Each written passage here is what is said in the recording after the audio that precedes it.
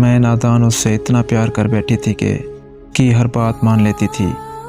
यहाँ तक कि उसके कहने पर मैं उसे अपने जिस्म की तस्वीरें भी शेयर कर चुकी थी। जब उसने मिलने का बोला तो मैंने शादी के बाद का कह दिया, तो उसने मुझे ब्लैकमेल करना शुरू कर दिया।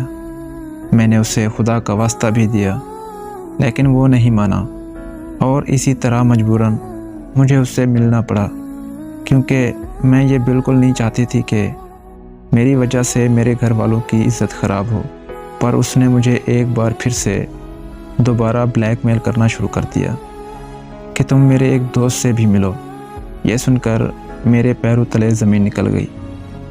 मेरा दिमाग मुकम्मल तौर पर सुन्न हो चुका था कि आखिर मैं करूं तो करूं क्या।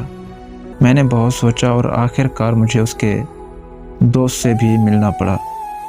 फिर मुझे मुख्तलिफ रॉन्ग नंबर से मैसेज आया करते थे और मुझे ये कहते थे कि आपकी तस्वीरें हमारे पास हैं, और मुझे इसी तरह वो ब्लैकमेल किया करते थे और मैं भी ब्लैकमेल होती चली गई।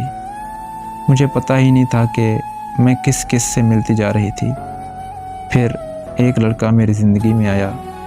उसने मुझे बहुत प्यार दिया, बहुत इज़्ज़त दी।